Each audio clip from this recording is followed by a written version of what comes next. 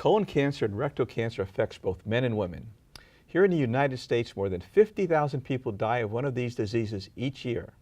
Our next guest is Dr. George Moro. He's the co-medical director of the Colorectal Program at the Center for Cancer Prevention and Treatment at St. Joseph's Hospital in Orange. George, thanks for coming. You're welcome, Larry. So how common is colorectal cancer in men and women? Is it equally divided, or? It's pretty close to equal now, Larry. It used to be more men than women, but it's pretty much equal. Is there any reason for that we know of? I think probably better screening in the men, so we're picking things up earlier, preventing cancer.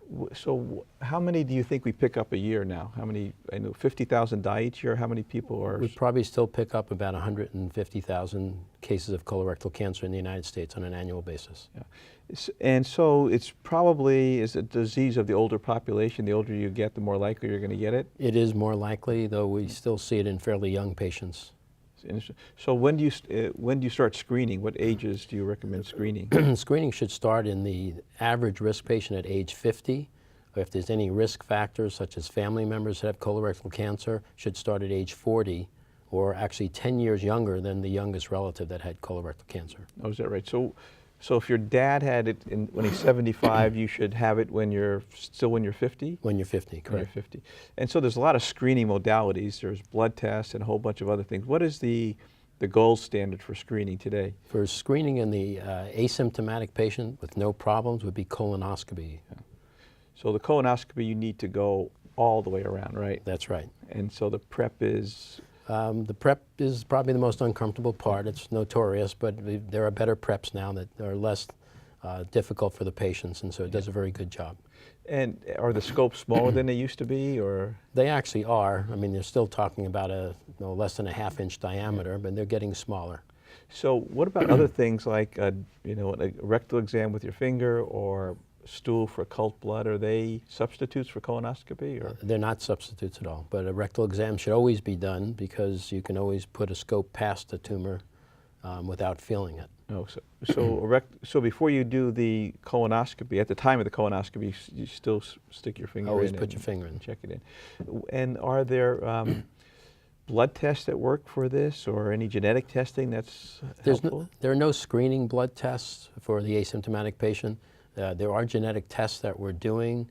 For instance, if somebody has a relative who's had colon cancer, there are some screening tests, genetic testing, to show that they are at increased risk to develop cancer. They may not get it, but they are definitely at increased risk. Okay, so you get that test, and what would you do, screen more frequently, or you wouldn't take out the colon prophylactic ahead of time, would you? Not in that situation. You would screen more frequently than the person who, say, for instance, doesn't have that genetic trait. Yeah. Are there new screening modalities on the horizon here? There's a new test called the virtual colonoscopy or colonography, which is basically a very specialized CT or CAT scan. It does actually a fairly good job. It has its limitations. One of the limitations, it can't do anything about anything it finds. But for the future, what we're looking forward to is being able to do this on a more frequent basis for the patients and get more people involved, because it's quicker and easier and doesn't require the sedation that you do for a colonoscopy. Yeah, so the preparation is the same, but the actual procedure is less painful and less risky, yes. I imagine, right? Yes. Now, if you were thinking you had colon cancer, I mean, what are the symptoms you would have? I mean, how often do you have symptoms? Well, we hope that people don't have symptoms, because generally symptoms means it's more advanced. But the typical things, for instance, rectal bleeding, although the most common things for rectal bleeding are benign things like hemorrhoids. You mean bright red blood? Any type of blood. The bright red or dark red is not indicative of cancer or hemorrhoids. Any blood is considered cancer until proven otherwise. So if you have any rectal bleeding, changes in bowel habits, and not just like a 1 day or 2 day, but something persistent.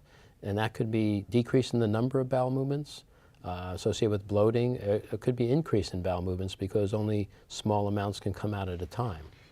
So George, if you have any of these symptoms, do you wait and see if they get back to normal after a week or two, or do you say, hey, things have changed, I want a colonoscopy right away?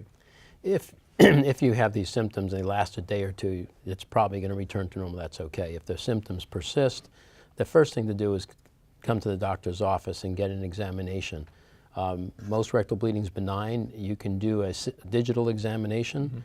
a visual examination, and then a sigmoidoscopy in the office, say for instance for rectal bleeding, and you'll make the diagnosis right there in the office without a colonoscopy. The difference is diagnosing symptoms versus actually doing screening in the patient who has no symptoms. Now, another thing is, a lot of people don't know this, but if you have dark stools like tar, what does that mean? Well, generally tar-like stools are usually bleeding from the stomach or something above the colon, generally not from the colon. So you would maybe start with upper endoscopy Upper first, endoscopy. rather than colonoscopy. Now, when you identify colon cancer, what is do you always have to open the abdomen up, or can you do it differently? Well, that's been a big trend in the surgical treatment. Most of the surgery we do now is done laparoscopically. It still requires a small incision, about 2 inches. You have to get the colon out, so you have to make somewhat of an incision to get it out.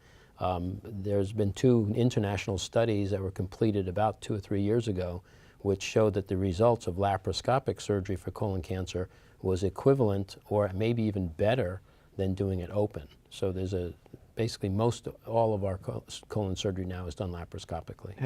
Have the survival rates increased with colon cancer? On a stage-for-stage basis, no, but we're seeing better survival because we're catching people at earlier stages. And that's the whole goal of screening, is to catch people with polyps, or if they have cancers at very early stages, which overall would increase our cure rates. So a lot of these, if it's localized, you can just take it out and you don't have to give any chemotherapy. Is there a certain percentage that don't require chemotherapy? That's right. Depending upon what we call the stage, if it's an advanced stage where it's spread to lymph nodes or beyond, yes, chemotherapy. If it hasn't spread to lymph nodes, most of those people don't need chemotherapy. And so for a simple, if there is such a word, for a simple laparoscopic colonoscopy for a confined tumor, how long are they in the hospital now? Our average stay is about 3 or 4 nights. 3 or 4, that's it. Compared to what was it before when you opened them up? Well, probably 6 to 7 nights. And what is the future for chemotherapy? Is any new types of things on the, immune type therapy, or? Actually, chemotherapy has evolved in the years that I've been in practice from one drug that didn't do a very good job now to 3 different drugs. Fortunately, they're not very toxic, but the benefit is huge. We are increasing cure rates by easily 50% or better. Wow. There are some drugs on the market now that are actually being used that are even showing greater promise in just completely eliminating these tumors. There's going to be things like immune therapy and vaccines that'll be coming out in the future. Probably not the near future, but the progress in treating colon cancer and rectal cancer with other things than surgery is really very much in the future.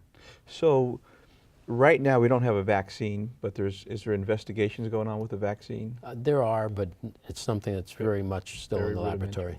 That's good. So if you had to leave one message today for people at home, what would it be? Colon cancer is preventable because you can find polyps. Polyps are benign. As they get bigger, they turn into cancer. If you do a colonoscopy, you can remove the polyps. No polyps, no cancer. And just doing that on a regular basis, not every year, anywhere from 3, some people say even up to 10 years, but at least 3 to 5 years, doing a colonoscopy, you can almost eliminate this disease. And that holds for men and women. Men and women, absolutely. Great. Thank you so much. We're out of time. That's a great discussion. Appreciate it very much. Thank you for having me, Larry.